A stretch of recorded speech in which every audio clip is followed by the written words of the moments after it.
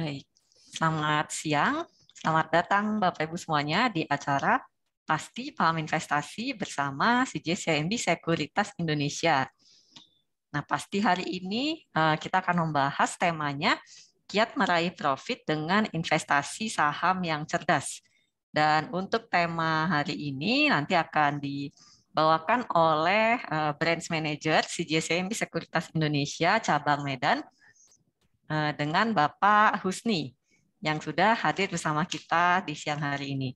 Halo Pak Husni, selamat siang. Halo, selamat siang Natasha.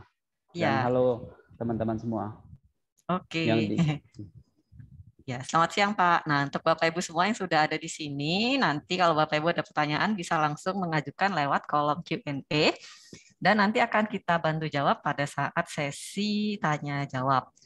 Nah, sebelum Pak Husni mulai, oh ya, Pak Husni nanti akan membawakan di sesi 1 ya dengan tema yang tadi, kiat meraih profit dengan investasi saham yang cerdas.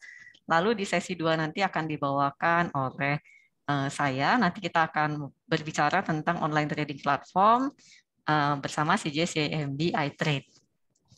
Nah, mungkin sebelum kita mulai sebelum kita mulai, untuk Bapak Ibu yang ada di sini, apakah Bapak Ibu di sini sudah berinvestasi saham atau belum? Mungkin Bapak Ibu di sini bisa share-share ke kita dulu ya kalau di kolom chat.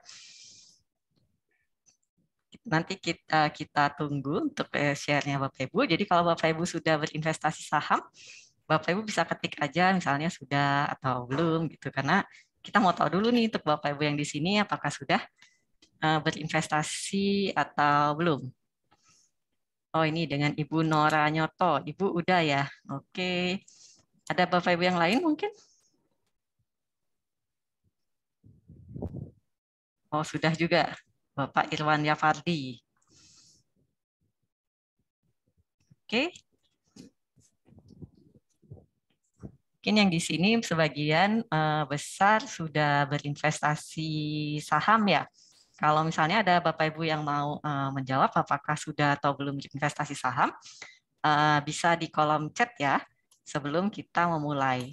Nah, mungkin kalau ini udah ada, oh ya sudah ikut juga, wah mantap nih semuanya udah pada investasi saham. Oke deh. Kalau gitu mungkin Pak Husni bisa dimulai aja ya untuk materinya hari ini ya Pak. Silakan Pak. Oke, terima kasih Natasha dan selamat siang Bapak Ibu semuanya. Salam kenal sekali lagi. Saya Husni, Branch Manager dari PT CGS Imbi Sekuritas Indonesia Cabang Medan. Oke, saya akan share screen.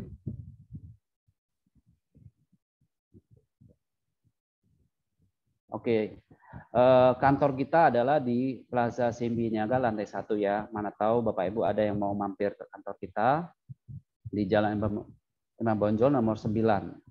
Nomor teleponnya 061-8050-1633. Plaza Simbi Niaga itu bisa disebut juga gedung Forum 9. Mungkin Bapak Ibu yang tahu Rumah Sakit Siloam seberangnya persis. Oke. Oke, saya akan mulai saja. Hari ini topik kita adalah kiat meraih profit dengan investasi saham yang cerdas. Nah, tadi sebelum mulai kan mungkin Natasha sudah tanyakan ke beberapa. Ternyata sebagian dari yang ikut live Zoom maupun yang di Facebook, sebagian mungkin sudah berinvestasi. Hari ini kita akan bahas 4 topik. Yang pertama adalah active income, apa itu active income dan apa itu passive income. Kemudian topik kedua adalah berbagai alternatif passive income di investasi. Nah, yang ketiga adalah kita akan bahas juga konsep saham secara mendasar. Dan yang terakhir adalah hot topik kita adalah efek konflik Rusia dan Ukraina. Nah, saya tahu mungkin Bapak Ibu sebagian sudah berinvestasi. Nah, untuk yang topik pertama dan kedua mungkin kita akan lebih dipercepat aja. Tapi nggak apa-apa, anggapnya Bapak Ibu merimain ya, ujian ulang lah istilahnya. Oke, kita akan mulai. Nah, apa itu active income dan apa itu passive income? Active income adalah pendapatan aktif yang diperoleh dari bekerja atau berwirausaha. Misalkan contoh kayak seperti saya bekerja di perusahaan swasta. Jadi kita bekerja, ya kita dapat uang. Atau berwirausaha, contohnya adalah kita pemilik toko dari spare part mobil. Nah, kita kerja, kita dapat uang. Aktif bekerja baru dapat uang. Sedangkan passive income itu adalah penghasilan yang diperoleh dari aset atau harta yang dimiliki. Jadi uang yang bekerja untuk kita. Contohnya kita taruh duit kita di obligasi. Kita taruh saja, kita tidak terlalu aktif, tidak aktif melakukan operasional sehari-hari, dan uang bekerja untuk kita. Itu perbedaannya. Nah, ini adalah perbedaan mindset orang yang belum berhasil dengan orang yang berhasil menurut Robert T. Kiyosaki. Nah, yang pertama adalah jadilah seseorang yang pandai dan cerdik agar bisa bekerja di perusahaan besar. Itu adalah mindset orang yang belum berhasil.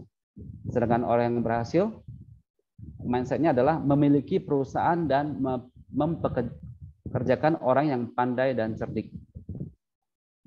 Yang kedua adalah aktif, bekerja supaya dapat uang untuk ditabung. Nah, kebalikannya orang yang mindset orang berhasil adalah dia yang berpikir passive income. Misalnya punya bisnis, punya sewa properti, investasi, dan lain-lain. Yang ketiga adalah mindset orang yang belum berhasil. Pada saat kondisi sulit, saya tidak mampu mencapainya. Sedangkan mindset orang berhasil adalah pada saat kondisi sulit, bagaimana saya bisa mampu mencapai lebih baik. Nah, dengan mindset seperti ini, otomatis kita berusaha mencari solusi atas kondisi yang kita alami. Nah, yang keempat adalah mindset orang yang belum berhasil, bekerjalah untuk uang. Sedangkan untuk mindset orang berhasil, uang harus bekerja untuk kita. Ya. Ini adalah cash flow quadrant menurut Robert Kiyosaki. Kita ada 4 kuadran. Yang pertama adalah kuadran yang namanya E atau employee. Yang kedua adalah namanya self-employee. Yang ketiga adalah bisnis. Dan yang keempat adalah I atau investor. Nah, yang masuk kategori active income itu adalah yang E dan S. Employee dan self-employee. Kalau employee contohnya adalah ya seperti yang tadi karyawan di perusahaan swasta atau di BUMN dan atau PNS contohnya. Untuk yang self-employee adalah seperti dokter atau artis. Nah, yang masuk kategori passive income itu adalah yang big business. Contohnya adalah seperti ini Microsoft ya. Dan untuk yang kategori I atau investor adalah contohnya adalah Warren Buffett. Nah, ini masih menurut Robert T. Kiyosaki. Ini ada yang namanya human fear and greed. Fear adalah ketakutan dan greed adalah keserakahan. Jadi ini ada siklus manusia. Yang pertama takut hidup tanpa uang, memotivasi kita untuk bekerja. Nah, setelah kita bekerja keras, kita mendapatkan penghasilan. Nah, setelah dapat penghasilan, biasanya kita pikirnya adalah kita akan ada hasrat untuk membeli hal-hal yang indah. Misal contoh beli handphone atau beli mobil. Nah, setelah beli handphone, beli mobil, duitnya habis, balik lagi kita akan kerja keras lagi. Nah, itu siklus ini dinamakan adalah rat race atau perlombaan tikus. Mungkin Bapak Ibu sering pernah lihat itu ada tikus yang lari ya di lingkaran yang bergerak itu, dia lari terus tapi tidak mencapai kemana-mana. Jadi muter terus di sana. Oke. Jadi rat race adalah istilah yang digunakan untuk menggambarkan kondisi keuangan seseorang yang belum bebas keuangan atau financial freedom. Contohnya seperti kita harus bangun pagi, berangkat kerja, dapat gaji, bayar cicilan, beli ini itu untuk gaya hidup kita, dan di akhir bulan sudah tidak ada tabungan dan akhirnya berutang. Nah, mungkin ini ada pertanyaan yang harus diruntuhkan kita semua ya. Termasuk saya, apakah Anda masih mau hidup dalam jebakan rat race terus-menerus? berapa lama lagi Anda masih mau di jebakan yang sama? Nah, ini adalah beberapa fakta. Fakta membuktikan bahwa setiap pekerjaan yang kita lakukan mempunyai keterbatasan. Nah, seperti contoh atau di Indonesia pada umumnya, batas pekerjaan adalah sampai usia 55 tahun. Ya, kayak di CJS juga kita pensiunnya adalah umur 55 tahun. Nah, kalau kita sudah tidak bekerja, bagaimana pendapatan kita ke depannya? Makanya sejak dini diperlukan untuk investasi supaya ketika kita sudah tidak bekerja masih ada dana untuk memenuhi kebutuhan kita. Oke, selanjutnya kita akan bahas tentang berbagai alternatif passive income di investasi. Nah, ini adalah satu statistik yang sumbernya dari IDX ya. IDX adalah Bursa Efek Indonesia. Nah, ilustrasinya jika misalkan Bapak Ibu punya 100.000 nih, ini contoh ya, punya duit 100.000. Nah, 100.000 itu kan bisa ditaruh di berbagai instrumen ya, bisa di tabungan, bisa di emas, bisa di deposito, di obligasi negara maupun di saham. Anggap saja Bapak Ibu taruh taruh sejak 2008 sampai dengan Desember 2020, itu sekitar 12 tahun ya. Nah, kita lihat perbedaannya. 100.000 itu kita kalau taruh di tabungan, 12 tahun kemudian menjadi 88.000. Malah turun ya, karena mungkin ada biaya ADM ya, karena bunga tabungan tidak cukup untuk menutupi biaya ADM-nya. Nah, sedangkan emas 100.000 itu akan menjadi 122.000. Deposito 100.000 di tahun 2008 pada tahun 2020 menjadi 161.000 atau naik 61%. Sedangkan untuk obligasi 183.000 atau naik 83%. Nah, sedangkan yang terakhir adalah kalau di saham kita taruh 100.000, duit kita akan menjadi 431.000 atau naik sekitar 331%. Nah, dari statistik ini kita bisa terlihat bahwa saham masih memiliki potensi return yang paling tinggi di antara beberapa instrumen ini. Dan ini adalah data dari Bursa Efek Indonesia ya, IDX. Nah, ini adalah dari mana sumber kekayaan para konglomerat. Yang pertama adalah Bill Gates. Bill Gates ini adalah pendiri dari Microsoft. Kekayaan bersihnya adalah 79 miliar dolar AS. Sumber kekayaannya dari Microsoft, dan menghitung kekayaan bersihnya biasanya dari harga saham di pasar. Kebetulan Microsoft ini ada di Bursa Amerika. Nah, contohnya satu lagi adalah Warren Buffett. Warren Buffett ini kekayaannya adalah 72 miliar dolar. Dan sumber kekayaannya adalah dari Berkshire Hathaway. Nah, sama juga menghitung kekayaan bersihnya dari harga saham dari perusahaannya kebetulan di Bursa Amerika. Nah, Warren Edward Buffett, mungkin Bapak Ibu mungkin sudah sering mendengar ya, dia adalah bapak investor dunia ya. Salah satu investor tersukses di dunia. Kalau di Indonesia mungkin Bapak Ibu pernah dengar yang namanya Lo Keng Hong. Dia pernah dijuluki sebagai Warren Buffett-nya Indonesia. Warren Buffett ini adalah pengusaha, investor, dan dermawan Amerika yang merupakan ketua dan CEO dari Berkshire Hathaway. Ia dianggap salah satu investor paling sukses di dunia, dan kekayaannya bersih per Desember 2019 adalah 88,9 miliar US dollar. Oke. Nah, sekarang kita akan masuk ke materi konsep saham. Nah, sebenarnya apa sih itu saham? Secara harafiah, saham itu adalah bukti kepemilikan atas suatu perusahaan yang merupakan klaim atas penghasilan dan kekayaan perseroan.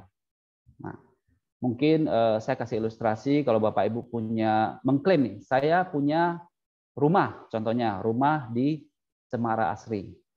Nah, buktinya saya punya rumah di Cemara Asri adalah sertifikat tanah.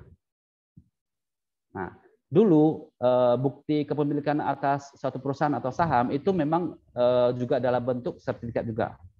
Cuma karena perkembangan dan jual belinya terlalu cepat dan sangat liquid ya, perpindahannya terlalu cepat, akhirnya tidak pakai warkat lagi atau sertifikat lagi. Sekarang dalam bentuk elektronik itu disimpan di Custodian Central Efek Indonesia. Itu salah satu unit dari Bursa Efek Indonesia, regulatornya ya. Nah, oke. Nah, untuk saham tuh pembelian saham tuh minimal tuh 1 lot. 1 lot tuh sama dengan 100 lembar saham. Jadi kalau Bapak Ibu lihat, nah contoh nih ya, di sini ada tertulis Antam 960, itu adalah harga 1 lembar. Jadi kalau Bapak Ibu mau beli Antam itu ya minimal harus 100 lembar atau 1 lot. Jadi satuannya adalah 1 lot ya, atau 100 lembar. Oke. Nah, ini satu ilustrasi tentang konsep dasar saham.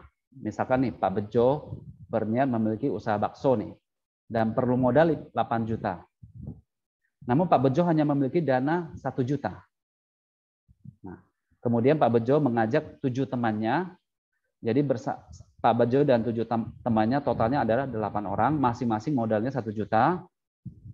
Jadi makanya jadi total 8 orang itu terkumpul 8 juta. Sehingga setiap orang dalam usaha bakso tersebut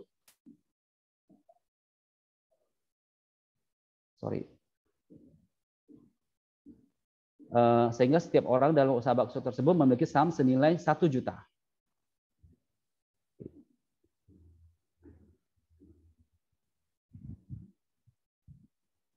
Oke.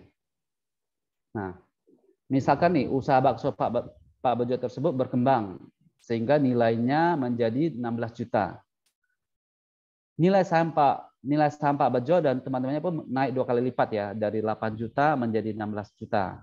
Jadi tadi Pak Bejo dan teman-temannya yang awalnya modalnya 1 juta karena usahanya berkembang, jadi masing-masing nilainya akan naik dari 1 juta menjadi 2 juta.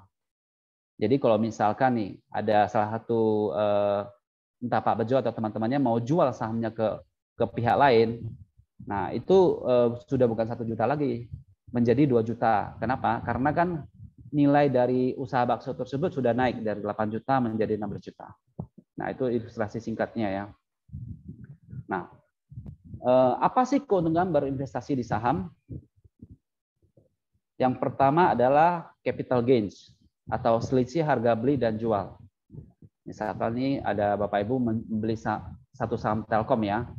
Telkom beli di harga 4.500. Nah, kita beli whole, kemudian seminggu kemudian naik menjadi 4.900. Nah, itu berarti ada selisih 400 rupiah. Nah, keuntungan dari 400 rupiah itu adalah kita sebut capital gains. Nah, itu yang pertama. Yang kedua adalah dividen. Dividen itu bahasa sederhananya adalah bagi hasil ya. Jadi misalkan kayak contoh usaha bakso yang Pak Bejo tersebut, setelah setahun berusaha, ternyata keuntungannya dalam setahun itu adalah contoh 10 juta. 10 juta biasanya kita akan putuskan, 3 jutanya kita akan bagi hasil. Jadi dibagi-bagi proporsional setiap orang, dan mungkin 7 jutanya kan akan jadi modal lagi untuk jualan bakso. Itu kita sebut adalah dividen. Nah, yang ketiga adalah dapat memiliki bisnis suatu perusahaan dengan modal yang relatif kecil. Keuntungan yang lain adalah likuiditas yang tinggi. Kita bisa jual dengan segera di pasar. Ya, tentu saja saat pasar buka ya, jam 9 sampai jam 15.15, jam 3:15. Dan yang ketiga adalah, yang kelima adalah pajaknya rendah dan juga final, seperti halnya pajak deposito. Dan yang terakhir, ini yang paling penting adalah diatur dan diawasi oleh OJK. Jadi resmi ya Bapak Ibu, saham. Oke, sekarang kita akan masuk ke topik yang paling hot, yaitu efek konflik Rusia dan Ukraina.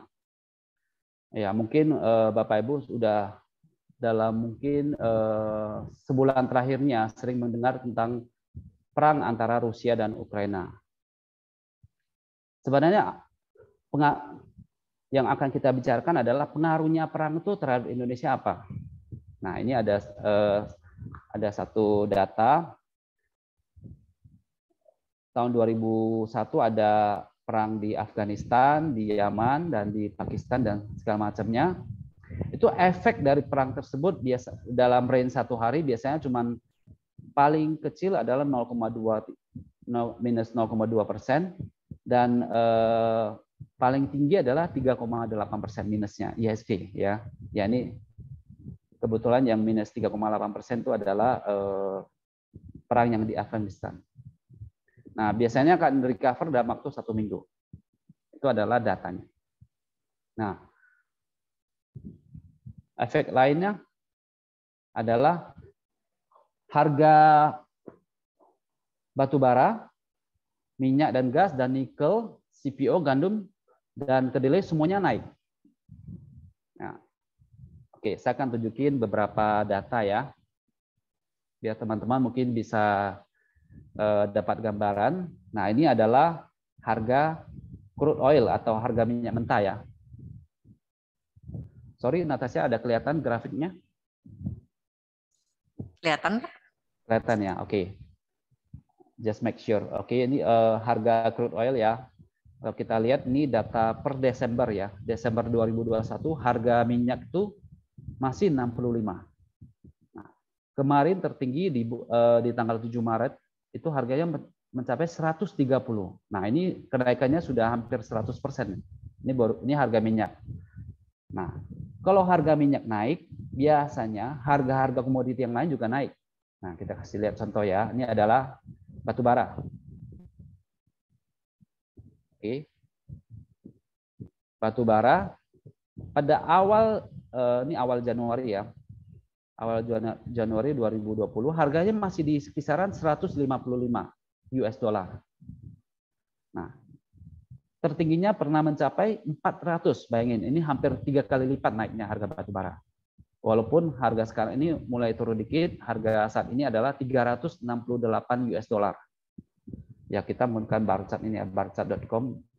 Patokannya adalah Newcastle Australia, harga coal, harga batu bara.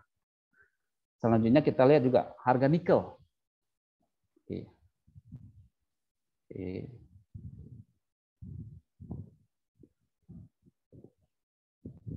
Nah, harga nikel pada tanggal berapa nih ya?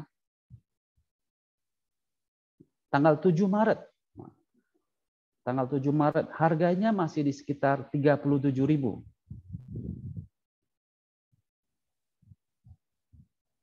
Tanggal 9 Maret ini tertinggi sudah mencapai 86.000, bayangin. Dari 30 ribuan menjadi 80-an ribu hanya dalam waktu kurang dari seminggu. Walaupun sekarang udah turun di 50.000 dan saat ini suspend ya, karena harganya terlalu fluktuatif, disuspend oleh bursa London Metal Exchange. Nah, kalau dilihat dari 30.000 ke 50.000 juga harganya naik sekitar hampir 100% ya, mungkin 70-80% nikel. Kemudian kita nextnya ini adalah harga CPO ya, kita pakai trading view lihatnya harga CPO. Kebetulan ini dalam bentuk ringgit ya. Ini per Desember harga CPO masih di kisaran 4.300 ringgit. Per 8 Maret kemarin tertinggi pernah mencapai 7.000. Ini juga naik hampir 100%. Oke. Nah, itu adalah gambaran tentang harga komoditi semua. Oke. Jadi patokannya adalah harga minyak ya. Kalau minyak naik biasanya batu bara naik, nikel naik, CPO naik, gandum naik, dan soybean juga naik. Oke. Kenaikan harga gandum dan kedelai itu memiliki potensi inflasi naik. Nah, tentu ya, kayak kedelai itu adalah bahan dasar untuk pembuatan tempe. gandum adalah bahan dasar untuk pembuatan mie. Nah, kalau harga gandum naik, harga kedelai naik, akan menyebabkan inflasi akan naik. Itu efeknya adalah daya beli kita akan turun. Tapi di sisi lain, harga batu bara kita naik, harga CPO dan nikel naik, itu kenaikannya akan mengcover dari kenaikan dari gandum dan kedelai. Ini maksudnya apa? Gini. Jadi untuk kedelai dan gandum kita kan impor. Sebagian besar dari kebutuhan gandum dan kedelai kita impor. Artinya kita beli dari luar negeri dengan harga yang mahal. Berarti di satu sisi kita rugi beli lebih mahal untuk harga gandum dan kedelai. Tapi di sisi lain batu bara, CPO dan nikel kita kan produsen nih. Kita ekspor keluar, kita menjual dengan harga yang lebih tinggi. Jadi memang di satu sisi kita beli lebih mahal di gandum dan kedelai, tapi di sisi lain kita dapat untung lebih besar dari CPO, nikel dan batu bara. Jadi makanya ekonomi Indonesia akan tercover oleh kenaikan harga coal, gas, CPO dan nikel. Nah,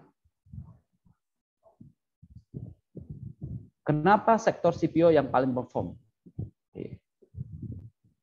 Rusia dan Ukraina punya market share sekitar 60% dari global sunflower oil production. Sunflower oil itu adalah minyak biji matahari ya. Nah, begitu terjadi perang, supply dari sunflower oilnya kan berkurang ya. Kalau barangnya menjadi dikit, otomatis harganya akan naik. Nah, ketika sunflower oil ini sulit supply-nya sulit di pasar, maka akan terjadi peralihan dari barang substitusi yang lain. Misalkan salah satunya adalah palm oil. Makanya kemarin begitu ada perang, harga CPO itu naik terus dari 4 ribuan dan tadi kita lihat harganya sudah mencapai 7 ribuan. Nah, ada beberapa emiten yang diuntungkan dengan kenaikan dari harga CPO. Yang pertama adalah DSNG dan LSIP. Nah, ini dua-duanya bergerak di bidang CPO ya, plantation. DSNG itu punya korelasi 0,7 dengan kenaikan CPO price. Sedangkan LSIP korelasinya mungkin lebih rendah ya, cuma 0,4 dengan dari kenaikan CPO dalam 5 tahun terakhir. Oke. Nah,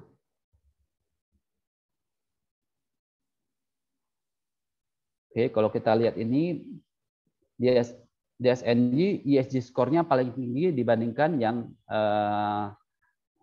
lain ya, seperti itu Triputra, AALI atau LSIP. Nah, ini skornya adalah 75%. ESG itu adalah saham yang sudah atau perusahaan yang sudah menerapkan namanya environmental, social, and governance.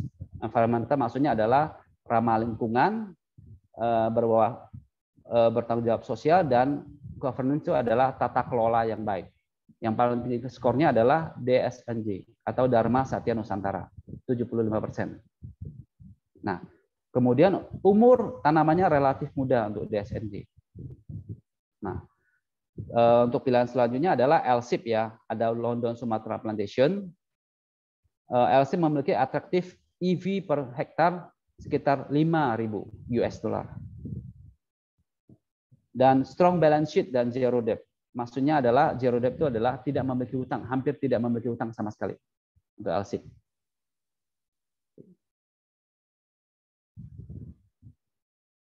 Oke, ini adalah data dari efek kenaikan harga gandum ke sektor consumer staples ya. Nah, kebetulan Rusia dan Ukraina menguasai sekitar 29% pasar ekspor gandum dunia. Dan Indonesia adalah importir gandum, salah satunya dari Ukraina. Nah, begitu harga gandum naik, otomatis marginnya kemungkinan akan turun ya. Margin maksudnya keuntungan dari perusahaan. Nah, ini yang menyebabkan kenapa harga saham Indofood, INDF, ICBP, dan Mayo cenderung terkoreksi terus belakangan ini. Gandum itu sudah naik 21% ya. Ini adalah data pada saat PPT ini dibuat, mungkin sekarang malah udah lebih tinggi ya, sekitar hampir 50%.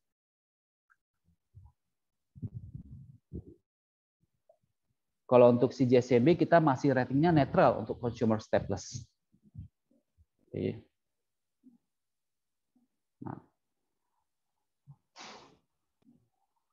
Nah, untuk pilihan consumer kita ada dua ya. Yang pertama adalah SIDO dan ICBP. Kita rekomendasinya adalah ada dua nih. SIDO adalah SIDO muncul, 85% bahan bakunya dari lokal. Jadi harganya relatif stabil dan ada kenakan ASP setiap tahun atau average selling price. Target harga kita adalah 1.050 untuk SIDO muncul. Dan selanjutnya untuk pilihan di sektor consumer adalah ICBP atau ini adalah produsen mie instan ya, Indomie ya. Gross profit margin relatif stabil walaupun ada kenaikan di harga gandum dan CPO. Secara historical harga mie itu naik sekitar 4-5% per tahun. Ya, target kita adalah 11.000 untuk ICBP. Untuk setahun ke depan ya. Nah, ini adalah beberapa stock pick dari analis CGSCB Sekuritas. Ini ada sektor bank, sektor consumption, terus ada juga infrastruktur, ada juga coal atau batu bara, plantation, dan metal mining. Nah, selain itu, kalau mungkin Bapak Ibu yang mau mencari lebih aman ya, mau cari safe pick, saya nggak mau yang terlalu fluktuatif lah. Saya mau cari yang lebih safe itu pilihannya adalah BCA dan Telkom. Kalau untuk yang komoditi, pilihan utamanya adalah Adaro dan Pegas. Nah, Kalbe juga oke, menawarkan growth recovery dan buyback. Ada corporate action, dia akan buyback sebesar 1 triliun Kalbe Pharma. Jika melihat harga komoditas ada kemungkinan stay higher for longer. Jadi maksudnya adalah tren dari harga komoditas itu masih akan naik walaupun ini ada koreksi sedikit, jadi trennya masih akan naik untuk harga komoditas. Kalau mungkin Bapak Ibu yang lebih agresif ya, yang mau cari keuntungan yang lebih besar tapi juga toleransi resikonya lebih besar, BRI, BNI, Acces, MAPI, ICBP, Gudang Garam, LSIP, dan DSNJ. Ya, oke, saya ulang lagi. Kalau yang mau cari aman adalah BBCA dan Telkom. Kalau yang mau agak BBCA dan Telkom, komoditi yang di sektor komoditi Adaro dan Pegas. Tapi kalau mau yang lebih agresif, ya ini BBRI, BNI, Acces, MAPI, ICBP, Gudang Garam, LSIP, dan DSNJ. Oke. Oke, itu saja materi hari ini. Terima kasih. Jangan lupa kunjungi Instagram kita, Twitter, Facebook, dan TikTok juga ada. Terima kasih semuanya, Bapak Ibu. Oke, Pak Husni. Ini saatnya kita mulai menjawab pertanyaan ya. Boleh, silakan. Oke, kita lihat pertanyaan yang sudah masuk. Ini ada pertanyaan tentang saham nih Pak. Mungkin ada kaitannya dengan yang tadi tentang itu ya, minyak gitu ya. Boleh, Kalau minyak naik untuk Elsa dan Medco mana yang paling diuntungkan? Medco. Medco ya. Ya, Medco. Medco juga kayaknya sempat direkomendasikan oleh tim riset ya, Medco. Betul. Ya. Iya, jadi pagi ini Medco itu baru direkomendasikan oleh tim riset kita untuk sebentar ya, saya cek dulu. Iya, untuk dibeli ya dengan supportnya ada di 635 dan resistance-nya dia bisa ada kemungkinan naik di 660 sampai 680. Jadi mungkin untuk Bapak atau Ibu yang bertanya tentang Elsa atau Medco mungkin bisa melirik untuk saham Medco-nya ya. Ya. Oke, sedangkan yang tadi kalau Elsa itu kan kayaknya lebih ke plantation ya. Jadi kalau plantation kayak rekomendasi tadi ada LSIP sama DSNG ya Pak? Ya, sorry, maksudnya Elsa, LSIP atau Elsa? Kalau Elsa itu adalah Oh, minyak ya Um, saya. ya minyak, tapi dia bukan tambang minyak sih. Bukan tambang Oh, minyak. oke Dia oke. sektornya berhubungan dengan minyak, infrastruktur minyak, tapi bukan Oh iya tambang ya, minyak. sorry, sorry. Oh iya, maaf maaf. Saya Ya, masih belum terlalu hafal kalau soal sektor-sektoran. ya, Oke nggak deh apa-apa. kalau gitu. Tapi mungkin lebih direkomendasikan Medco ya. Tapi kembali lagi Ya, semuanya disclaimer on ya Bapak Ibu semuanya. Jadi keputusan investasi ada di tangan investor. ya Oke, betul. kita lihat pertanyaan selanjutnya. Beberapa emiten ARA dan ARB terlihat tidak normal, di mana ARA hanya mentok 10% dari seharusnya 25-35%. Hmm. ARB anjlok 10% dari normalnya 7%. Oh, sepertinya sih kalau ini berhubungan dengan papan pengembangan ya. Jadi kayaknya kalau misalnya suatu saham itu masih masuk ke dalam papan pengembangan, maka dia memang ARA-nya hanya mentok sampai 10% aja. Oke, ini ada pertanyaan, Mungkin, kenapa Bapak emiten ARA hanya mentok 10% dari Oke. Ya, mungkin saya akan bantu jawab ya. ya Ada boleh. beberapa emiten kayak kemarin tuh big cap ya, itu mentoknya cuma 10%. Kebetulan itu masuk daftar pantauan khusus. Oh iya benar-benar. Ya, memang normalnya adalah 25% dan 35%, dan beberapa saham yang masuk daftar pantauan khusus dari bursa itu arah mentoknya memang dibatasi 10% aja.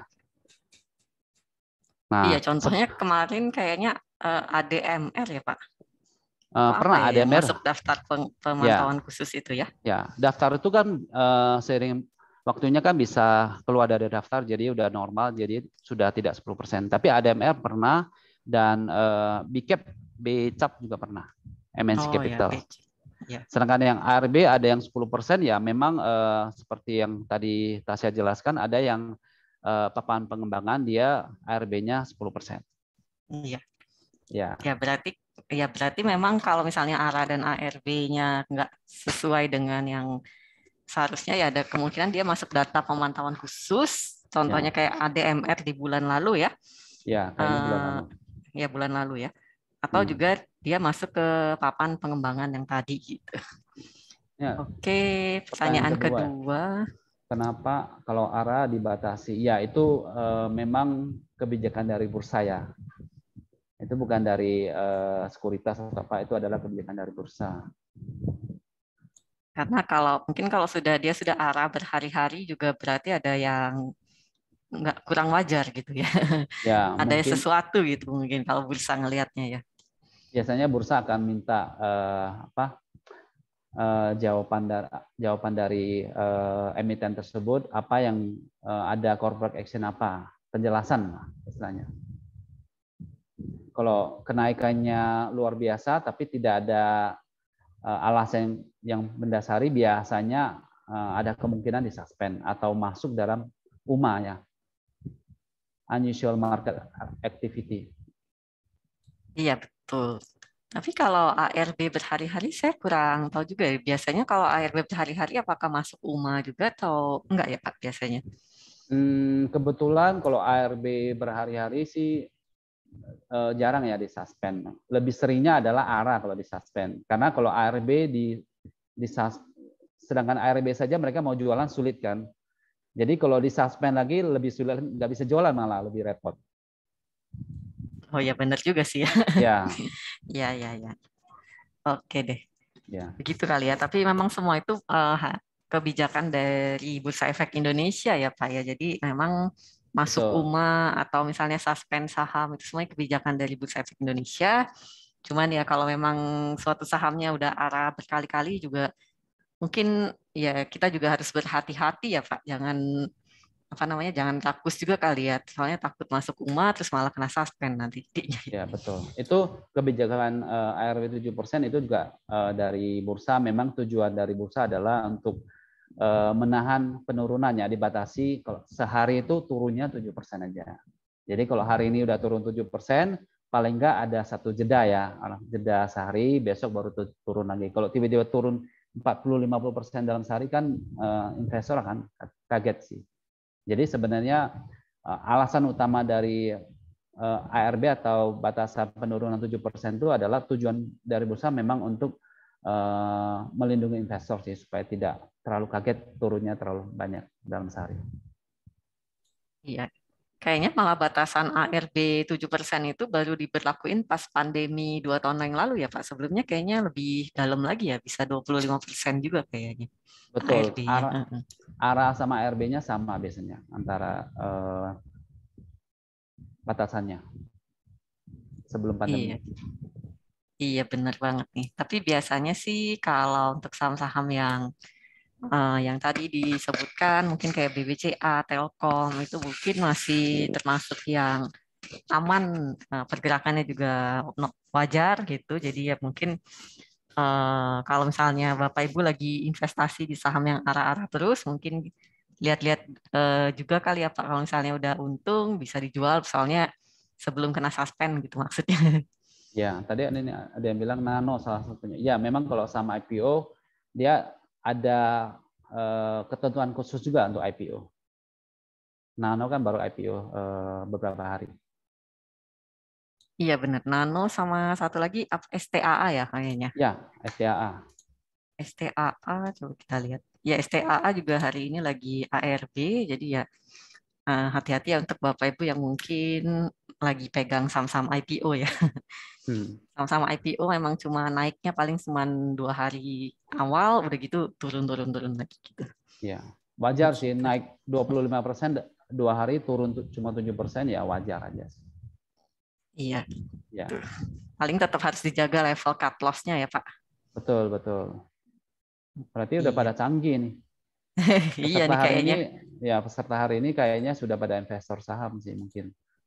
Iya, kayaknya peserta hari ini udah pada investor saham nih. Investornya kelihatannya yang jangka pendek lagi ya, yang mainannya suka sama saham-saham arah ARB gitu. Ya, Oke deh. TA. Ini di chat ada yang nanya soal TAPG. Jadi kayaknya udah dibahas juga ya Pak. TAPG kan juga masuk dari dalam salah satu rekomendasi ya kalau nggak salah ya. Betul, betul. TAPG itu juga sektor CPO. Kalau untuk CPO memang TAPG masuk lah, karena dia skor ESG-nya juga lumayan tinggi. Maksudnya ESG itu adalah beberapa saham CPO itu ada yang tidak menerapkan ESG, ada yang menerapkan ESG. Nah, kebetulan TAPG ini salah satu saham yang sudah menerapkan ESG. Nah, artinya apa? Kalau saham yang sudah menerapkan ESG, biasanya investor asing boleh masuk. Beberapa fund itu mereka kadang ketat ya, sangat ketat. Mereka tidak boleh masuk ke saham yang belum ESG compliance. Sedangkan TAPG ini kebetulan juga sudah ESG compliance. Jadi kalau ada fund asing masuk, itu potensi untuk naiknya jadi jauh lebih besar dibanding yang belum. Oke, tadi selain TAPG ada juga DSNG ya Pak, yang Betul, udah ESG DSNG. juga ya. Iya, betul, DSNG. Oke, jadi Bapak Ibu mungkin bisa sambil dilirik-lirik tadi stok pick yang sudah disampaikan ya, ada TAPG dan DSNG. Dan kalau misalnya tadi ada juga yang aman-aman itu yaitu masih BCA. BBCA. Iya, emang dia paling bagus sih kayaknya untuk jangka panjang ya. Ya, Mm-mm. stabil. Stabil, stabil naik. Dan juga TLKM ya, Telkom itu Bapak Ibu di sini. Namun, apakah Bapak Ibu ada pertanyaan lagi? Nanti kalau ada pertanyaan bisa diketik aja di kolom Q&A ya Bapak Ibu semuanya ya. Nah kalau Pak Husni sendiri ini lagi ngeliatin sektor apa nih Pak? Ya. Yang lagi menarik. Yang paling utama adalah sektor komoditi memang sih. Walaupun dalam beberapa hari terakhir ini saham-saham komoditi seperti Adaro itu kan ada koreksi ya. Kemarin sempat naik ke 3.200-an. Saya share screen-nya.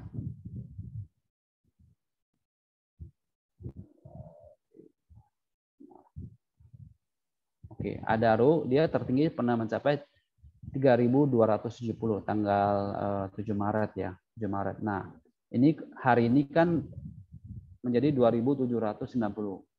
Nah, seperti yang kita sampaikan tadi bahwa tren dari harga batu bara itu masih akan stay higher dari kemarin. awal Januari sekitar 150, sekarang menjadi 300-an. Jadi kalau ini ada koreksi di sekitar 2.600, 2.700-an, boleh mulai koleksi sih untuk Adaro Energi. Iya, sama kalau saya perhatiin Indi juga hari ini tiba-tiba di sesi kedua turun dalam juga tuh, Pak.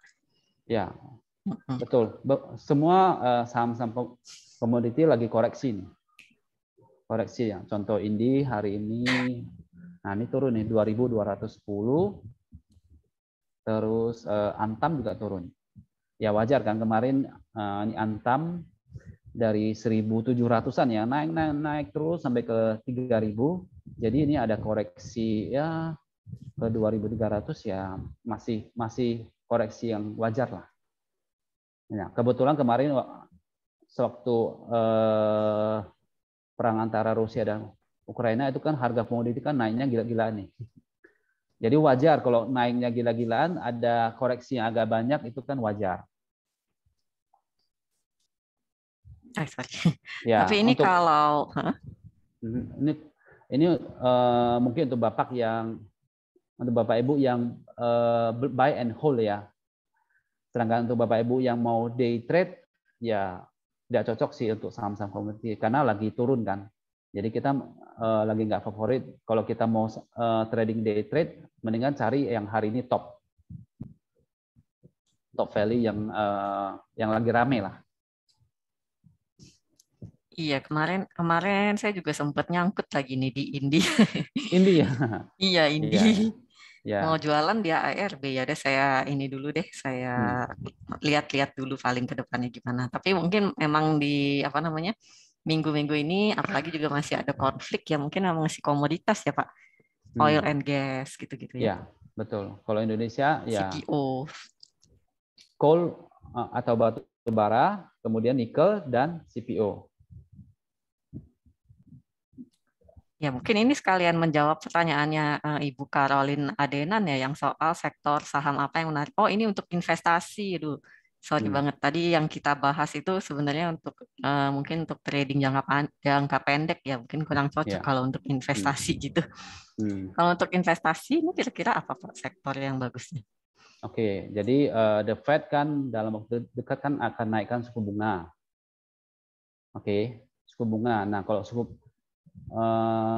bunga dinaikkan karena adalah inflasi ya.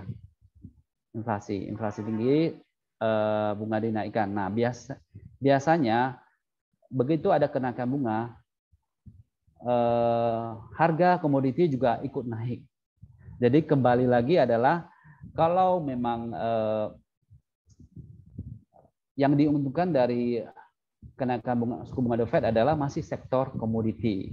Nah, tapi Ibu Caroline, kalau misalkan Ibu Caroline memilih untuk yang cari lebih aman, lebih baik cari yang big bank saja seperti BCA atau BRI dan Telkom.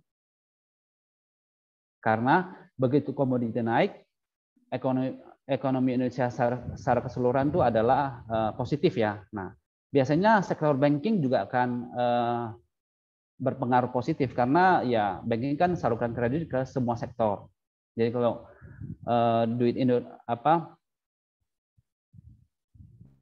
orang-orang Indonesia duitnya banyak, belanjanya banyak, otomatis penyaluran kredit dari bank juga akan kenceng kan. Jadi selain sektor komoditi, kalau mau cari aman adalah banking yang tadi saya sebutkan.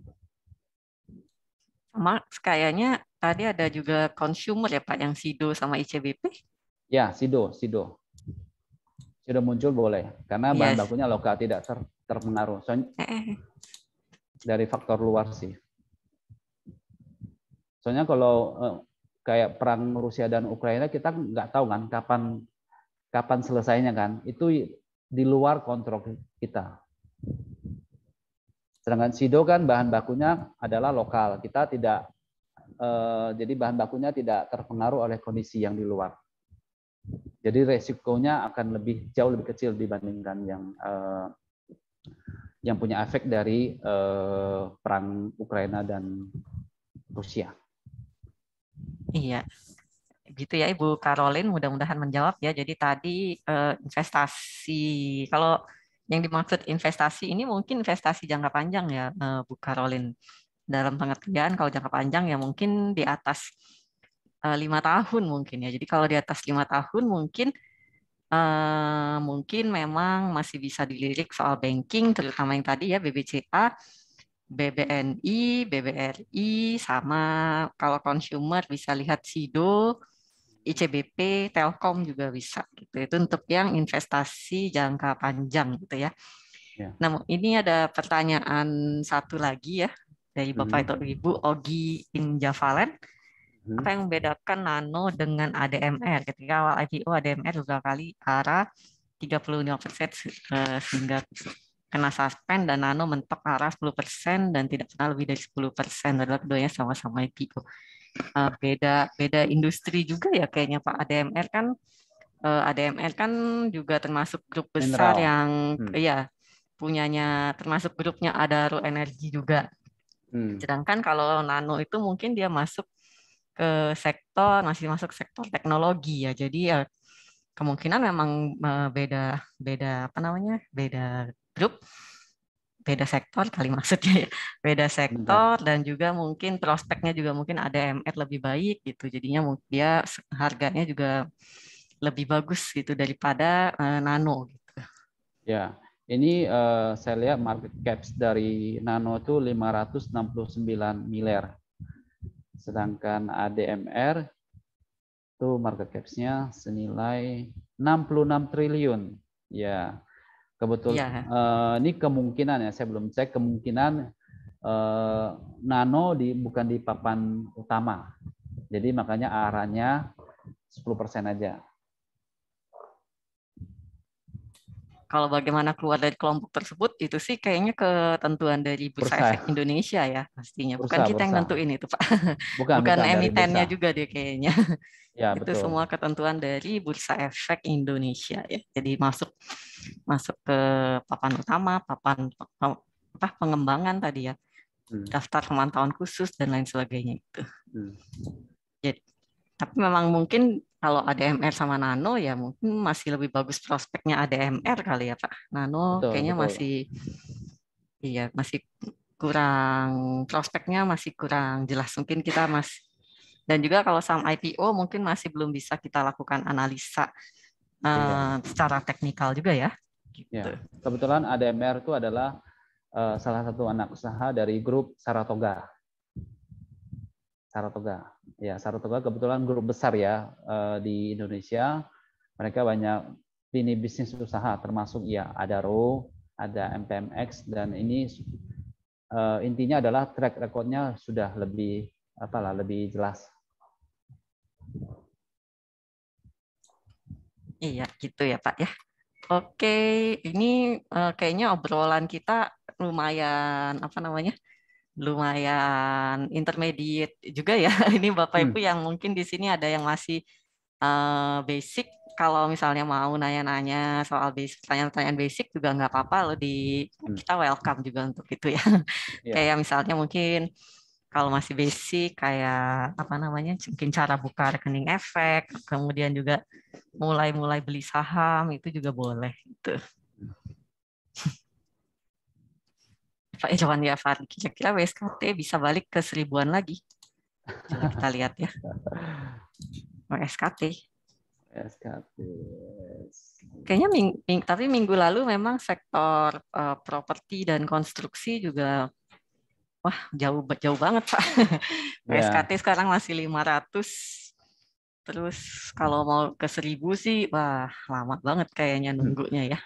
Sebenarnya tergantung sih. Kalau tiba-tiba dia ada corporate action besar, misalkan contoh nih ya, ini contoh saja. Misalkan tol-tolnya atau hutang-hutangnya sudah diselesaikan dan banyak investor yang membeli tol-tol yang dia miliki, otomatis utangnya akan berkurang banyak, cash flow-nya bagus, ya mungkin saja balik ke 1000. Jadi bisa apa enggak sangat tergantung dengan corporate action dari perusahaan tersebut. Oh ya, bisa. Kalau gini aja, kebetulan memang WSKT kan beban hutangnya cukup besar. Jadi walaupun proyeknya banyak, tapi utangnya besar, otomatis dia mau bayar hutangnya kan sangat terbebani. Makanya pada dibuang oleh investor nih, PSKP. Iya. Ya, jadi berharaplah banyak investor yang beli tolnya, jadi dia akan mengurangi hutang-hutangnya. Oh iya, saya salah. Mungkin apa namanya, kalau bisa atau enggak ya mungkin bisa aja ya, tapi kita Bisa aja. masih harus menunggu, mungkin kita nggak tahu kapan ya. Karena Ya, kan kalau analisa teknikal katanya history tends to repeat itself ya. Jadi ya. sejarah pasti berulang, mungkin bisa aja tapi kita nggak tahu kapan. Hmm. Cuman ya harus sabar gitu ya Pak ya. Tapi kalau waktu dekat ya mungkin masih kurang terlalu menarik ya untuk sektor apa namanya, Konstruksi ya. konstruksi ini ya. Ya. Konstruksi, dan paling minggu lalu ya yang sektor properti sempat agak naik ya. Betul. Tapi Kemarin minggu lalu sektor properti dan ada beberapa saham konstruksi seperti PTPP dan Adikarya itu sempat mulai ada volume gitu. tinggi. Jadi yang saya baca sih ya ini nggak tahu mereka menghubung-hubungkan, katanya ada groundbreaking di IKN, banyak dapat proyek di IKN itu katanya. Itu mungkin masih bersifat rumor sih. Oh, oke, gitu. Tapi mulai ada pergerakan minggu lalu. PTPP sama Adikarya. Ya, oke. Ini ada pertanyaan lagi. Tadi kayaknya kita udah sempat bahas juga nih untuk Antam ya. Antam untuk investasi. Kebetulan kemarin masuk di average 2.800. Investasi. Kayaknya Ya, Antam, ya menurut Pak ini gimana? Pak Husni ya. gimana? Jadi gini, mungkin tadi saya akan tambahin yang Natasha sampaikan tentang investasi ya. Jadi banyak yang bertanya, sebenarnya investasi itu berapa lama sih yang bagus? 5 tahun, 2 tahun, setahun, atau 3 bulan, atau seminggu. Nah, jawabannya sebenarnya adalah kita harus mencari time frame yang paling cocok dengan kondisi psikologis kita masing-masing. Nah, misal contoh nih ya, nanti saya sampaikan ke Pak siapa nih yang tadi yang bertanya tentang Antam nih. Saya bilang investasi yang cocok, yang bagus itu adalah 1 tahun. Ya, saya sampaikan seperti itu. Tapi Bapak pegang misalkan seminggu saja sudah nggak tahan. Nah, berarti itu nggak cocok nih dengan tipikal atau psikologisnya Bapak. Nah, jadi maksud saya adalah kita sendiri harus mencari time frame. Kira-kira time frame paling cocok dengan kondisi psikologis dan kondisi saya itu paling cocok itu di mana. Nah, memang tidak gampang ya mau mencari yang cocok, tapi seiring berjalan waktu biasanya nanti kita Bapak Ibu kalau sudah trading atau investasi lama, sudah jual beli lama, nanti kan kalau rajin bisa dibuat statistik ini. Kira-kira saya main berapa lama atau saya trading berapa time frame berapa lama itu hasil saya itu paling maksimal itu di mana. Nah, kalau Bapak Ibu rajin mencatat seperti itu, mungkin Bapak Ibu bisa tahu, oh, saya kayaknya sih lebih cocok nih 1 tahun. 1 tahun saya trading 1 tahun itu biasanya hasilnya lebih optimal. Nah, oke. Nah, sekarang pertanyaannya balik ke pertanyaannya, itu Antam tuh gimana? Nah, kembali lagi, Bapak time frame-nya berapa lama? Kalau Bapak time frame-nya cuma sehari, hari ini sih nggak cocok. Karena lagi turun, lagi downtrend. Nah, tetapi kalau Bapak time frame-nya mungkin sedikit agak panjang, ini Antam kebetulan masuknya di 2.800 ya. Nah, Antam perhatikan saja harga nikel. Kalau harga nikel masih rally, itu harga Antam sama Inco akan biasanya ikut rally juga. Jadi kembali lagi kalau Bapak Ibu sudah tahu saya time frame mau berapa lama, Bapak Ibu juga harus tentukan trading plan-nya. Oke, saya kemarin beli 2.800. Oke. Pada saat beli ekspektasinya adalah naik kan. Entah ke 2.900 atau 3.000. Nah, tapi kan ekspektasi kita kenyataan belum tentu sesuai dengan ekspektasi kita.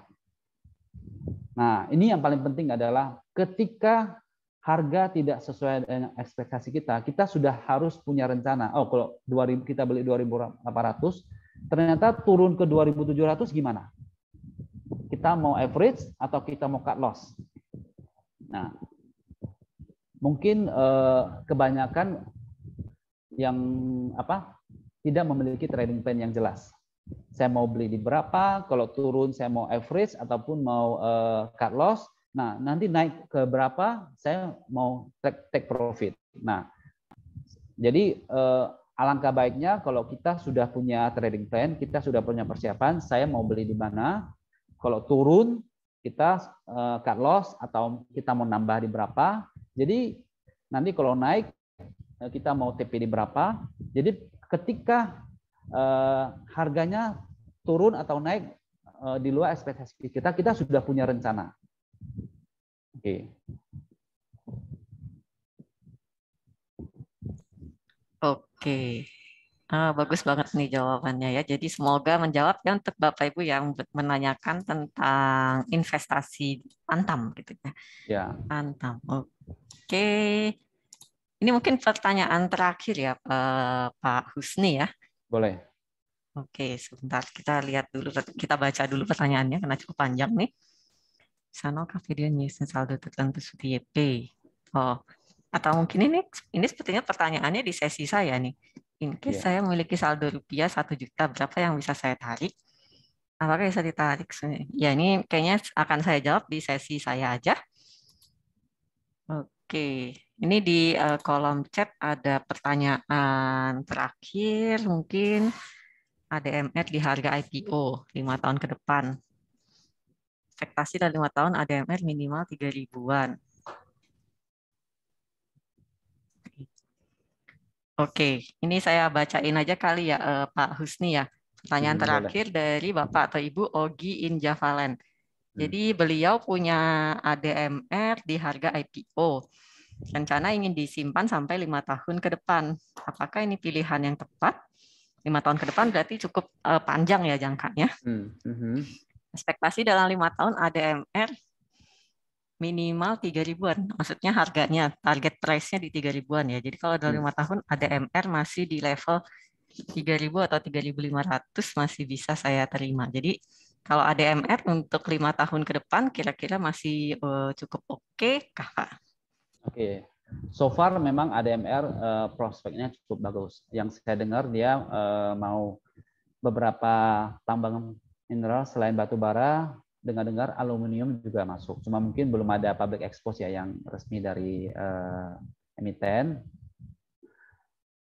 Saya cuma mau bilang prospeknya bagus. Cuma kalau untuk 5 tahun ke depan, kita setiap 3 bulan atau mungkin ada public expose, kita harus tetap pantau ya. Nah, kalau ternyata apa yang disampaikan oleh perusahaan terrealisasi, misalnya contoh nanti di public expose perusahaan bilang kita mau akuisisi tambang, oke, kemudian 3 bulan kemudian laporan keuangannya kan keluar ataupun ada public expose, kita lihat nih, oh apa yang disampaikan itu sesuai rencana apa enggak? Oke, oh ternyata sesuai rencana, ternyata lebih bagus lagi. Mereka bukan hanya akuisisi 2 perusahaan, 3 perusahaan, dan perusahaan yang diakuisisi adalah perusahaan yang bagus di harga yang bagus. Nah, kalau seperti itu oke, kita tekan terus. Jadi artinya kita nggak mungkin beli. Kalau kita beli terus kita diamin 5 tahun, dalam 5 tahun itu banyak hal yang bisa terjadi. Benar nggak? Ada perusahaan yang setahun ini bagus, ternyata tahun depan ada hal-hal yang di luar dugaan, ternyata entah manajemennya jadi jelek ataupun ada faktor misalkan ada peraturan pemerintah yang menghambat pertumbuhan bisnisnya, itu kita juga harus berpikir ulang. Kayak contoh tahun 2000 berapa ya kemarin ya, coba saya lihat ya, 2000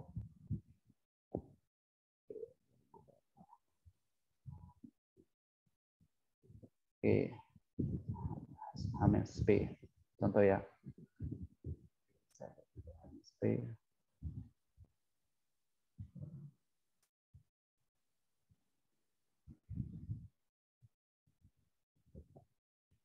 Sebentar ya, HMSP dulu kan sempat mencapai 5.000. Nah, ternyata ada kebijakan dari pemerintah menaikkan cukai rokok terus. Cukai rokok naik terus. Nah, itu kan jadi negatif untuk MSP. Ternyata harganya turun-turun sekarang menjadi 925. Jadi kalau kita beli, kita biarin 5 tahun, tidak kita pantau, itu juga kurang tepat ya. Jadi secara berkala Bapak Ibu juga harus pantau terus kondisinya, karena hal-hal yang di luar dugaan juga kita nggak bisa tahu ya, bisa terjadi. Kayak COVID ini kan di luar dugaan. Siapa yang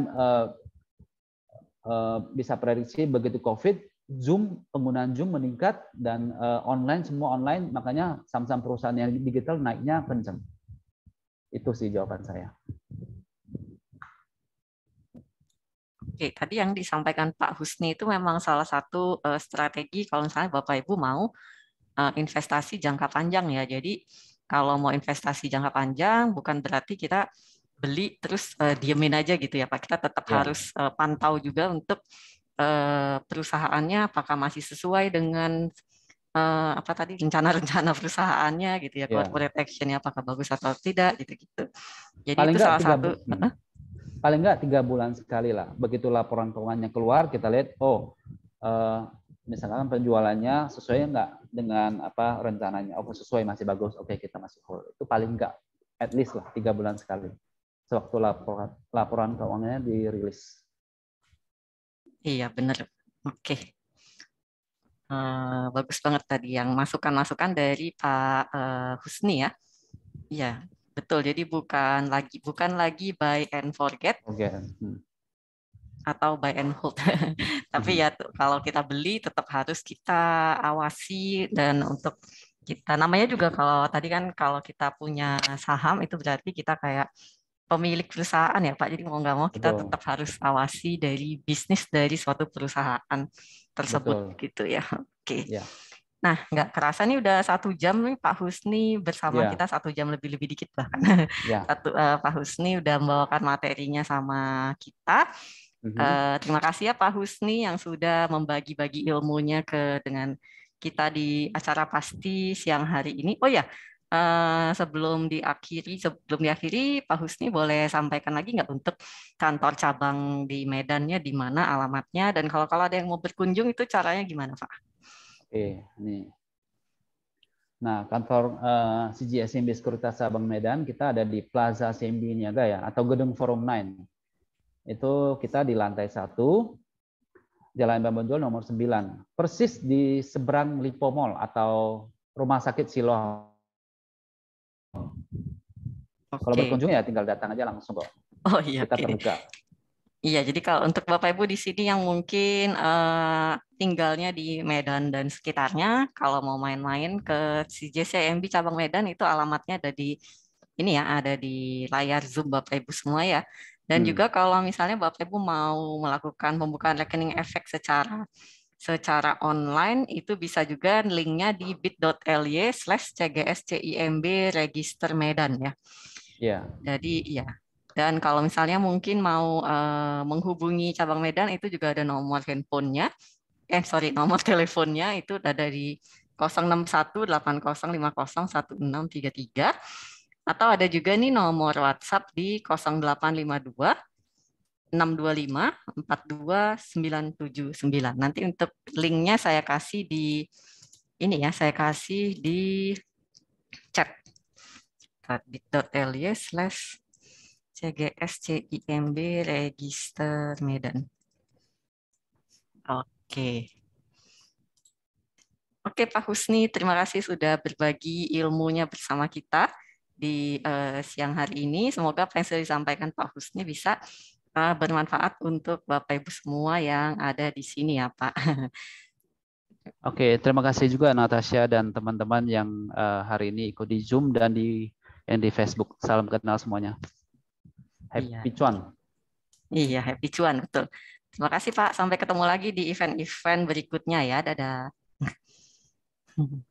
Ya, Bapak Ibu, kita belum selesai ya, masih ada 1 sesi lagi nih. Jadi sekalian mungkin menjawab pertanyaan yang tadi ditanyakan di Q&A ya. Jadi ada pertanyaan tentang CGS saldo RDN apakah bisa 0 atau harus menyisakan saldo tertentu. Jadi kalau saldo RDN sih kalau di kita itu bisa 0 rupiah ya. Jadi misalnya punyanya 1 juta rupiah ya bisa ditarik sampai semuanya itu bisa gitu. Paling disisakan kayak 1 rupiah aja di RDN itu bisa. Tapi kalau misalnya RDN-nya kosong nih untuk Bapak Ibu yang bertanya ya.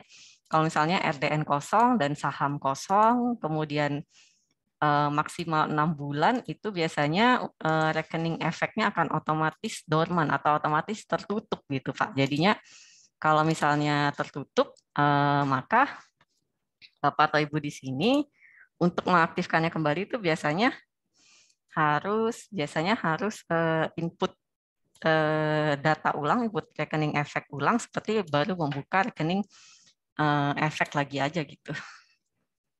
Jadi tadi jawabannya bisa, tapi hati-hati kalau misalnya maksimal 6 bulan didiamkan gitu ya, tidak ada uang, tidak ada saham, maka rekening efek Bapak Ibu di CJCMB bisa di dorman atau tidak dinonaktifkan gitu ya, dan nanti Bapak Ibu harus mengaktifkan kembali. Untuk mengaktifkan kembalinya harus melakukan pembukaan rekening efek lagi gitu. Nah, kemudian untuk membuat rekening efek, jadi kalau Bapak Ibu di sini yang belum punya rekening efek di CJCMB, ini saat yang tepat kalau misalnya mau membuka ya, karena kita lagi ada promo Tiger Festival. Promo Tiger Festival ini nanti kalau Bapak Ibu rekening efeknya sudah aktif, maka Bapak Ibu ada kesempatan untuk memilih 7 angpau yang tersedia, dan ini nominalnya ada yang maksimal 2 juta rupiah. Jadi nanti Bapak Ibu tidak perlu melakukan deposit ke RDN, tapi nanti dari kita yang akan mendepositkan ke RDN. Jadi nominal-nominal yang bisa Bapak Ibu dapatkan. Dan untuk promo ini hanya berlangsung maksimal di akhir Maret ini. Jadi cepat dimanfaatkan sebelum promonya habis. Kemudian untuk membuka rekening efek sendiri itu sebentar ya. Itu Bapak Ibu bisa mengklik di sini, klik register, atau bisa juga tadi yang menggunakan link yang saya kasih di chat. Apa tadi saya jadi lupa. Sebentar ya. CGS CIMB tadi, oh ini CGS CIMB register Medan. Ini kalau misalnya Bapak Ibu ada di tinggalnya mungkin di sekitaran Medan dan sekitarnya, kemudian pengen membuka rekening efek secara online di cabang Medan, bisa tadi ketik bit.ly/CGSCIMB register Medan, kemudian di sini klik email, password, kemudian password lagi, di sini klik captcha-nya, kemudian klik register di sini. Untuk persyaratannya itu ada IKTP, NPWP, dan juga cover buku tabungan. Kalau yang nggak ada cover, maka bisa juga menyiapkan screenshot internet atau mobile banking yang ada nama dan nomor rekeningnya. Gitu. Nanti kalau misalnya semua data-datanya sudah oke, sudah lengkap, sudah sesuai dengan Dukcapil, maka Bapak Ibu semua proses akunnya itu akan jadi sekitar 1-2 hari kerja. Gitu ya. Kemudian kalau akunnya sudah jadi, kalau rekening efeknya sudah jadi, Bapak Ibu bisa mendownload untuk aplikasi CJCMB iTrade di Play Store atau App Store. Dan nanti untuk loginnya tampilan depannya seperti ini. Ini bisa dimasukkan user ID dan password di sini, kemudian tap pada login. Kemudian di sini, nah ini untuk tampilan begitu Bapak Ibu login. Kemudian kalau misalnya Bapak Ibu mau ngecek untuk order book, bisa langsung tap di sini. Dan nanti akan muncul untuk tampilannya seperti ini. Di sini kita bisa lihat untuk open, high, low, close-nya langsung, dan juga last dan price, dan change-nya. Ini ya, ini contohnya untuk saham BRMS. Jadi ini ada change-nya, jangan lupa change adalah selisih antara last dan price dengan harga close. Dan di sini ada bid dan offer price. Sini. Ya, bisa langsung kelihatan. Jadi di order book itu kita bisa langsung melihat untuk harga-harga sahamnya. Gitu. Kemudian ini ada untuk buy sell langsung, kalau mau buy sell langsung di tombol yang ini. Kemudian kalau misalnya tadi kita tap buy sell, biasanya dia akan langsung mengarahkan ke halaman yang ini. Atau kalau mau tap transaction, kemudian buy sell atau buy sell di sini, nanti juga bisa masuk ke yang ini. Biasanya sih harus input PIN dulu ya, harus login PIN dulu.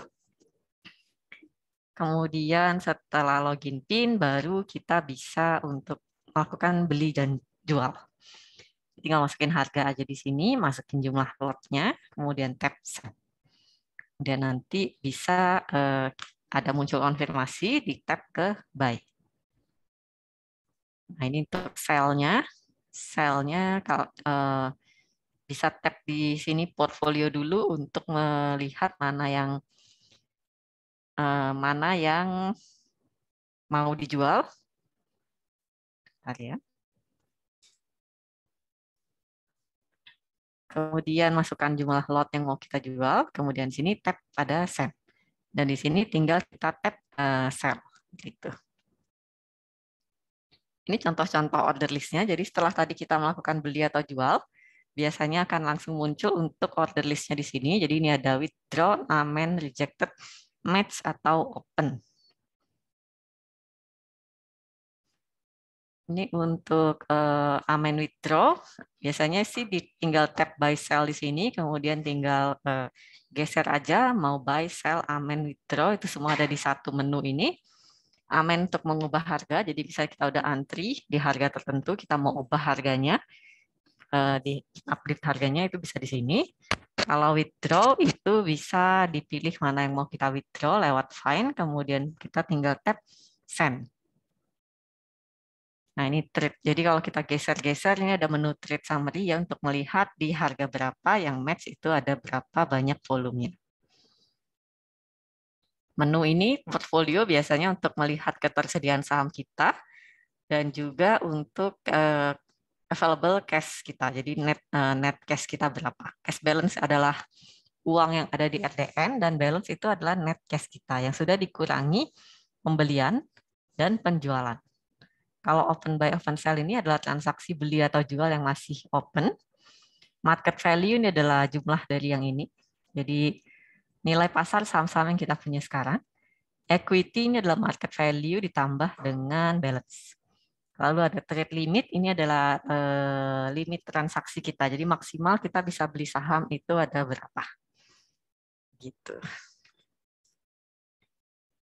Kemudian withdraw cash, nah ini tadi ya kalau pertanyaan Bapak atau Ibu yang di awal tadi, kalau misalnya mau tarik dana semuanya ya, bisa. Jadi misalnya kita lihat nih, oke, cash available interest-nya ada 216763. Biasanya sih kalau mau tarik dana paling disisain satu di ininya. Jadi yang kalau misalnya mau tarik semua ya, disisain satu, jadi misalnya kita tarik 216762 gitu. Kemudian kita tap withdraw cash, nanti dia akan muncul di sini. Penarikan dana biasanya prosesnya sekitar 1 hari kerja.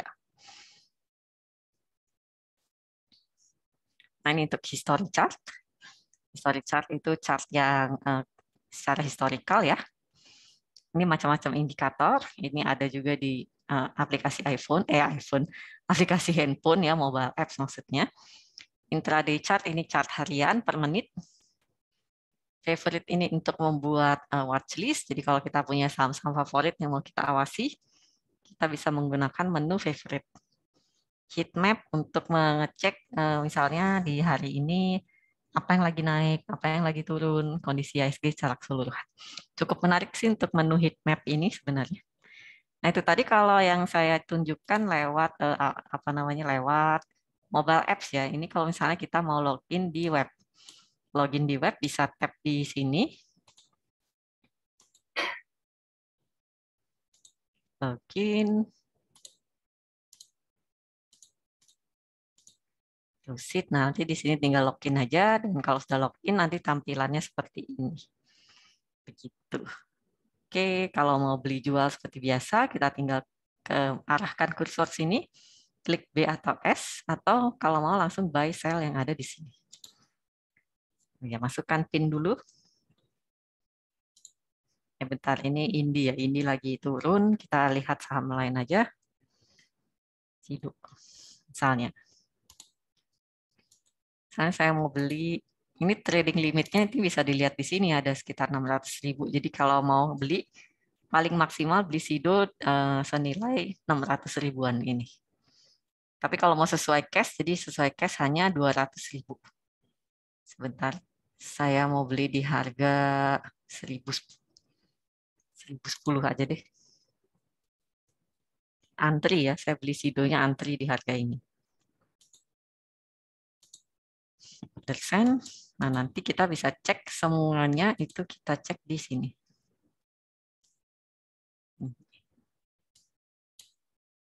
Ini untuk order yang tadi kita kirim. Kita input, dia udah muncul di sini.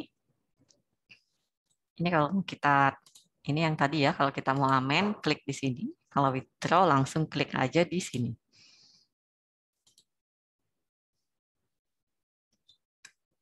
Gitu.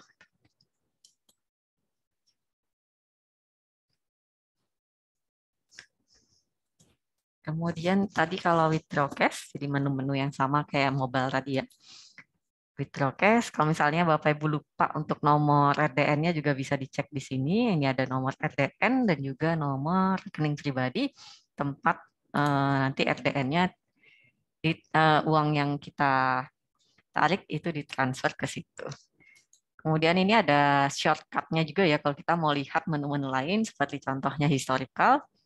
Historical ini adalah charting yang tadi digunakan oleh Pak Husni juga ya. Ini ada Indi yang lagi turun dalam hari ini.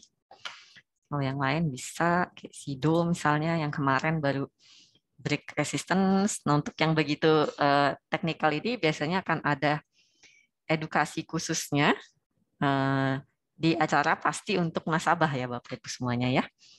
Jadi kalau Bapak Ibu pengen lebih mendalami tentang teknikal, fundamental, itu bisa cek di website kami.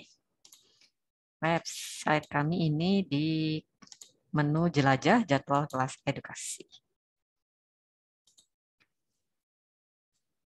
Oh, belum update. Mungkin update-nya sore ini sih. Jadi nanti akan ada update jadwal edukasi di sini biasanya. Oke.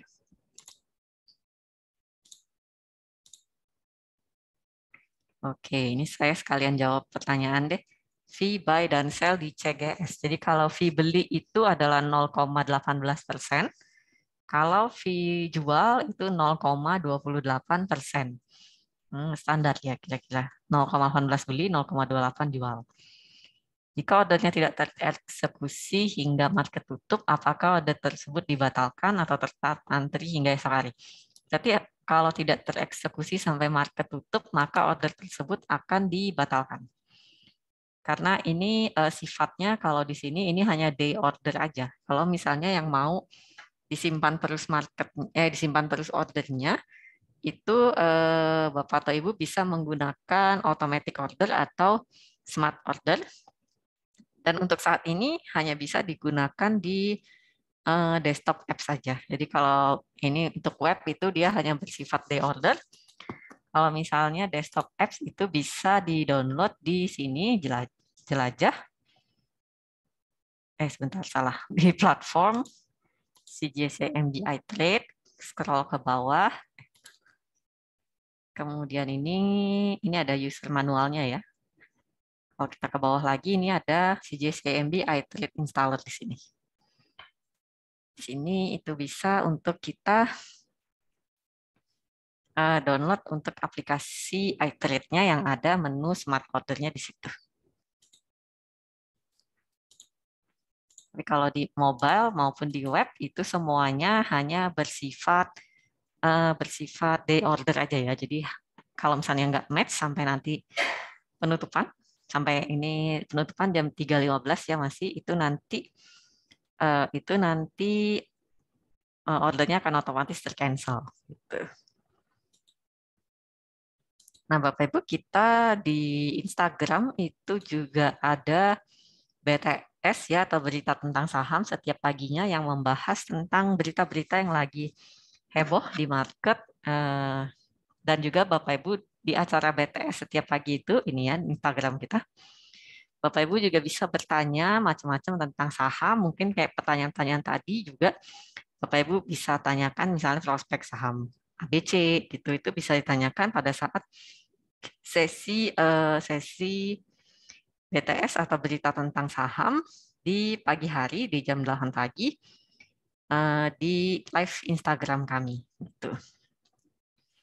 Kemudian di YouTube juga udah banyak untuk video-video edukasi tentang analisa teknikal dan fundamental kita.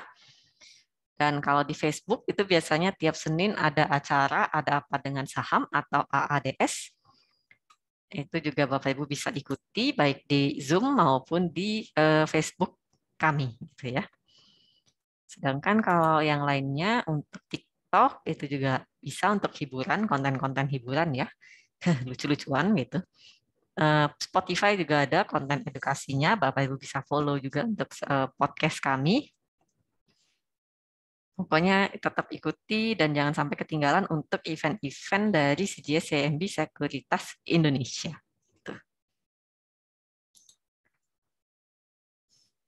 Oke, apakah ada pertanyaan lagi? Saya tunggu sebentar ya. Jangan lupa juga ditunggu untuk pengumuman jadwal edukasi bisa dilihat di website kami maupun sosial media CGS CIMB. Dan jangan lupa mendaftar ya. Kalau misalnya Bapak Ibu di sini ada yang terkendala dalam pembukaan rekening efeknya, maka Bapak Ibu juga bisa menghubungi customer service kami lewat WhatsApp ya. WhatsApp bisa, email ataupun telepon bisa. Nanti bagian customer service akan untuk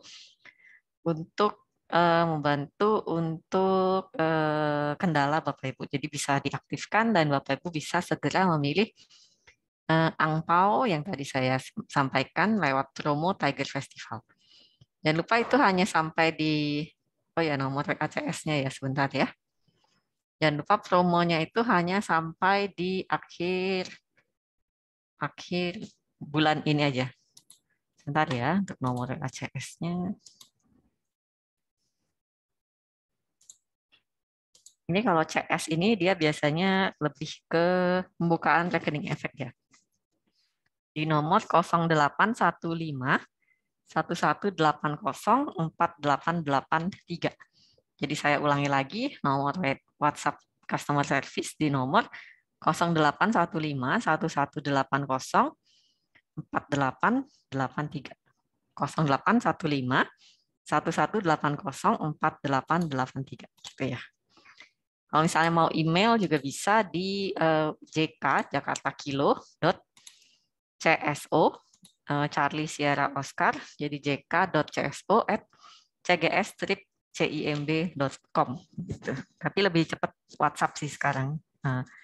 Responnya juga udah lebih cepat di WhatsApp. 118048. Oh ya, sebentar ya saya copy paste ke chat.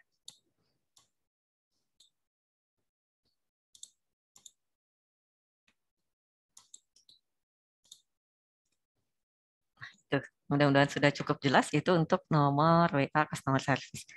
Customer service khusus untuk pembukaan rekening efek aja ya Pak. Biasanya kalau ada isu-isu lain seperti contohnya tentang aplikasi online trading itu bisa ke kami. Kalau misalnya tentang transaksi itu biasanya bisa ke sales Bapak Ibu masing-masing.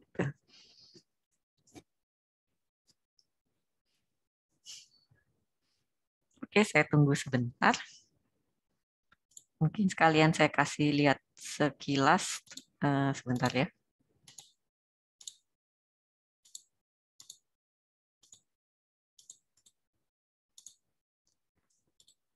Kita lihat IHSG ditutup naik di 0,5%.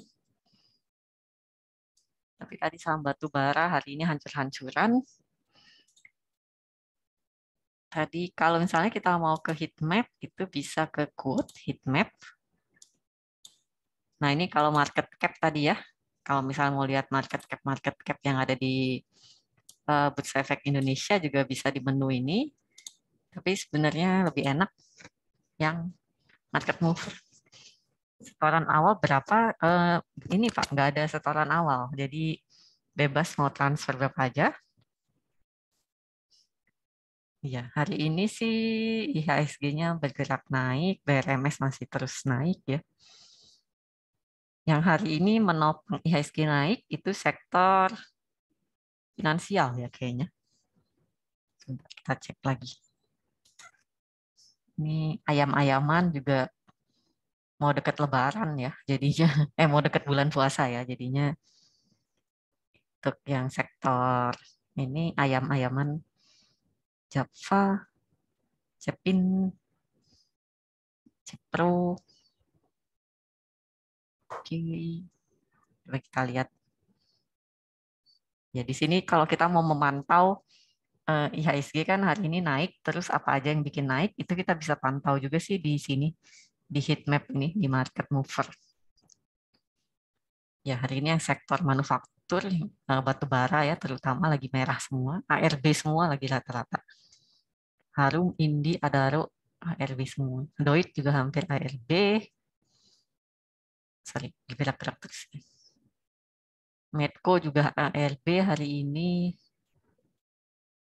Iya ini hari ini lagi pada koreksi ya sepertinya karena minggu lalu udah naik cukup tinggi.